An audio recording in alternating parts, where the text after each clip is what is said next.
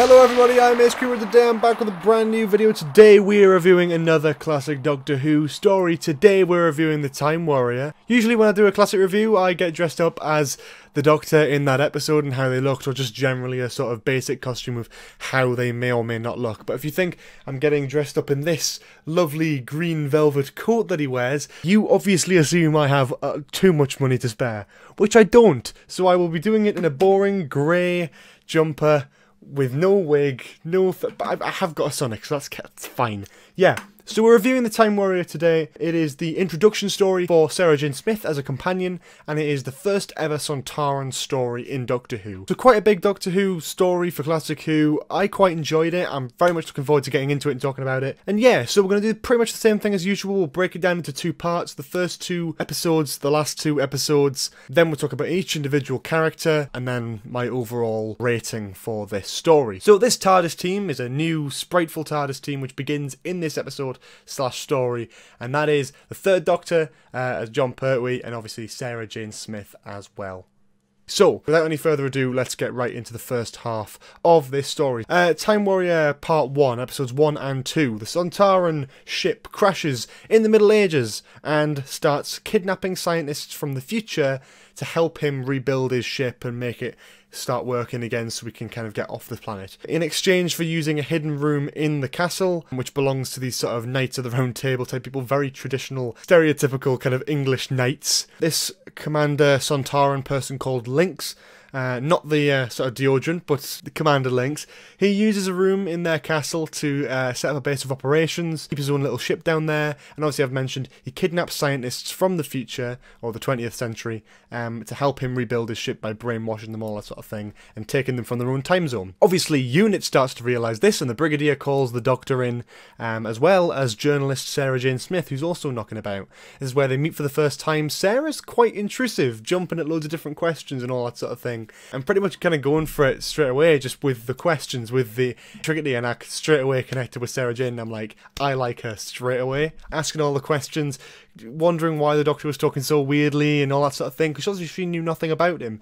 And it was a great, different kind of introduction. I've not seen a companion introduction yet in Classic Who, so I'd be interested to see how the rest of them play out, because this played out quite well. The Doctor decides to go back in time to work out where all the scientists are disappearing to. He manages to track a certain time zone, goes back in time, and doesn't realise that Sarah Jane has hitched a ride on his TARDIS. She gets out, she stumbles around, loses track of the Doctor. The Doctor still doesn't even realise she was with him. He walks out into the castle to have a bit of an explore, do his old doctory kind of things, and Sarah Jane thinks she's in modern day, and she thinks it's all a parade and a sort of activity show, which to me is a great idea. I never thought of that before, of like a companion never using the TARDIS before, accidentally getting displaced and going, thinking it's all like some sort of pantomime or theme park or something. I think that all really worked quite well, and I'm actually quite happy how they did that. It worked for me. The positives: some enjoyable brand new ideas that I was able to connect on and understand really quickly. The idea of the Sontaran exchanging sort of futuristic weaponry to the knights of this sort of castle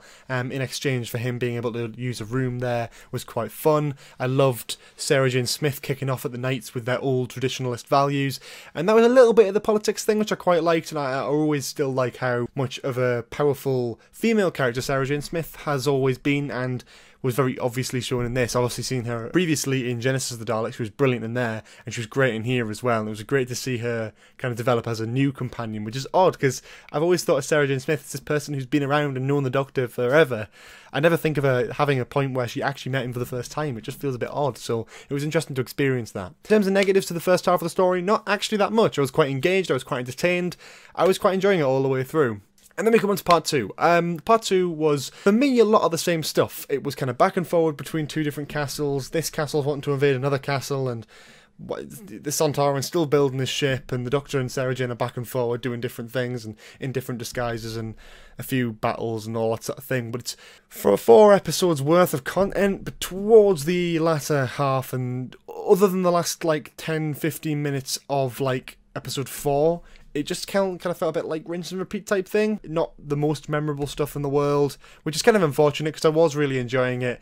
It just took a bit of a tumble for me in the middle. I feel like could have been a few times where things could have been skipped and things could have been snipped a little bit. But the only positive I can think about that is that throughout it was creating a good chemistry between the Third Doctor and Sarah Jane Smith, which I did actually quite like and I was very, very fond of. Episode 4 is the sort of final part. It introduces the main themes of the Sontaran and the sort of probate event. I was wondering if they were going to do that with this story. I'm glad they did, and that was kind of the main part of it. The Doctor having a battle out with a bit of Venusian Aikido, you know, kind of proper going at the Sontaran, which was great. The Sontaran gets in his ship, ready to go, and this, I can't remember which character it was, an archer, bang, back of the neck, right in the probate event, big ol' arrow. Sontaran collapses onto the control manual, and the ship is about to blow up. So get out of there, run, run, run, get back to the TARDIS, and escape as quickly as possible before everyone blows up. All the scientists got home all right, and all the Knights of the Round Table trying to get away from the castle as well. The Doctor and Sarah Jane managed to get to safety while the castle just bang blows up. Yeah, quite cool, quite interesting. I loved the ending. I think that worked really well. I love the conclusion with the Sontaran, and I love the fact that this little adventure and then it goes bang, right, and these two are together, and suddenly it feels like Doctor and companion. That's like, oh, that's good. For two people who really didn't seem to get on towards the beginning of the story, it's character development, and I think that's what this story really drives home quite well. Yeah, so the positives, great ending and great character development, but my only negative is that it does feel a little bit of the same sort of rinse and repeat thing throughout episode 2 and 3. There were only little bits of the main story thread, whilst the rest of it was just padding in sort of the medieval time and all that sort of thing. That's just my opinion. I personally wasn't massively intrigued and entertained by all that sort of thing. I never am with those sorts of historicals, you know. Robots of Show, what I really didn't like, and it wasn't just the type of story telling, but it was actually down to just the general sort of era as well. I'm not a massive fan of that in Doctor Who, so that could also be part of it. But yeah, there was bits I liked, bits I didn't like. But talking about characters individually,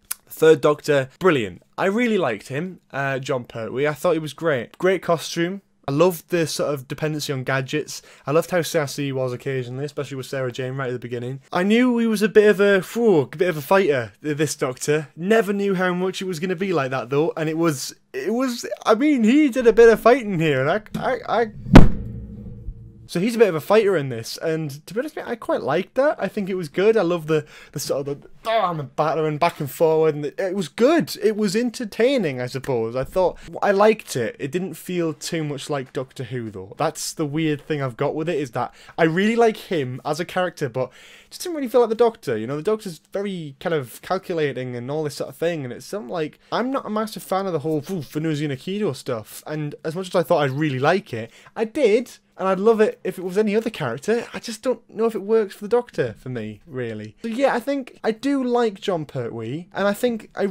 do really like him, and I'm desperate to see more, such as Inferno, which everyone's begging me to see, so I will eventually get round to that. I think my basic starting point with him in this story is that I do love him, but out of the classic Doctors that I've seen episodes of so far, he's probably my least favourite. And I have seen Hartnell, Pertwee, Tom Baker, and Sylvester McCoy. That's the one. So I've seen individual stories from those, so not all of them yet. But I think this is probably the least entertained overall I've been with a story. And I think the Doctor kind of contributed a little bit to that. So maybe he's like really, really good in some of the older episodes, especially with Unit. I think that would be a great frontal focus, especially on Earth. I'm looking forward to seeing like Spearhead from Space and stuff, and Terror of the Autons and stuff with the Master will be great. And I'm looking forward to getting onto that. But I think as an introduction episode for John Pertwee, for me, I didn't get a major kind of lasting impression of his Doctor. It was kind of just exactly what I was expecting, and I don't know. Sarah Jane, on the other hand, absolutely adored. I think her personality was great straight away from the get-go. Very sassy, very communicative, very powerful, very strong, independent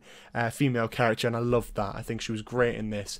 I think she was great overall with this. I think she was great in Genesis. I think she was great in this. I have no complaints with Elizabeth Sladen. She might be one of my favourite companions of all time. I love her. I think she's brilliant in this. She's brilliant in everything I've seen her, so I got no complaints about Sarah Jane. Sontaran Links. Okay, the main villain. The introduction of the Sontarans. Surprisingly, the makeup was actually really good. I wasn't expecting it to be. I was a little bit freaked out at first when he took his helmet off and he had his tongue out. He was going, that was a bit off-putting, and I understand when I put that on Twitter, loads of people were like, well, what if he couldn't breathe properly? And I'm like, oh dear. of course, yeah. But I think, no, I thought it was a bit odd at first, but I liked it. I thought the practical effects were great. I thought the voice was great, and I can kind of see where the new series ones are kind of coming from now, and I think that does make a little bit more sense to me personally now. I can kind of get that and grasp that a little bit better than I was able to at the beginning of New Who. Was like, why are they talking like that? Why do they look like that? Why are they doing that? Why are they this stupid? Although this Sontaran felt a bit more cool and calculating than the new series ones have, I will put that out there. Very, very kind of brutal. If he's getting annoyed, he will threaten someone. I'm like, I will kill you, don't mess with me. He's like, Christ, okay. I love how he built some sort of like night robot thing. That was a bit weird, but it did the trick. It's an entertaining medieval Sontaran story, and I think for that it worked, and it did a great job, and it was a good introduction story. I quite enjoyed the Sontaran element of it, so you don't need a full fleet to really emphasise that, so I'm looking forward to seeing the next Sontaran story, whenever it might be. The human characters in this were great and very entertaining. The Brigadier was only in it for a little bit, and the professors were and the scientists were interesting, to say the least, especially that one. I can't even remember his name now, and I feel really bad for it, but the old man one who we meet at the beginning, and then who also got nicked and taken back in time. Quite quirky. I believe he couldn't see properly, but yeah, quite quirky, quite a bit fun and entertaining to watch, as was the knights and the king knight, whatever his, I don't know his name or what his character was actually meant to be, but he seemed like some sort of king or leader of this specific castle that the Sontarans were staying at, and he was funny because his character was so stereotypical Knight of the Round Table type rubbish that I just loved it, and I think it worked really well for me. Yeah, really, really like that. But yeah, I think that's pretty much all I want to say about the characters. Overall, The Time Warrior is a really entertaining story that I definitely recommend you watch as an introduction to Sarah Jane as a character and the Sontarans. I think it's a decent story that has a lot of good stuff in it, few drawbacks that don't make it probably as iconic as something like Genesis or Remembrance or anything along those lines. Thoroughly enjoyed this, much more than I was ever expecting to, so that's great. I think my only downside of this is that I feel like I don't love the Third Doctor as much as other people do, and I really want to. So yeah, I'm looking forward to Inferno, looking forward to like Spearhead and all that sort of thing, where we might get to see a bit more of him. As of now, I've come away from this episode a little bit underwhelmed with his character, and I did feel like a little bit of this story did drag a little bit. It's not a one that I want to go away and re-watch, to be honest with you, but it does have some definite, obvious redeeming factors. So I think overall, I'm going to be a little bit harsh on this one, and I'm probably going to give it a 6 out of 10. I think it was good, and I think it had some definite strong points, but comparing it to some of the other ones I've seen, I can't put it anywhere near that top bracket. So yeah, thoroughly enjoyed. It was very entertaining, but it definitely had some more drawbacks that I could pick out than other stories I'd seen in the classic range. But yes, that's pretty much it for me. If you enjoyed this video, please leave a like. Tell me what you'd rate The Time Warrior in the comments below if you've seen it. If you haven't seen it, go check it out. It's pretty good. It's pretty entertaining. Definitely worth the watch. Subscribe to the channel if you haven't already, with notifications on if you want the latest updates and all that sort of thing. Check out the Patreon if you want to support the channel in any sort of way, shape or form. It's completely optional, but yeah, if you are interested, definitely check out the page. Check out the Discord server if you want to gush about Doctor Who 24/7, like myself. And yes, all my social media links are down in the description below, so go check those out if you're interested as well. I will see you all next time. Have a lovely day. Bye bye.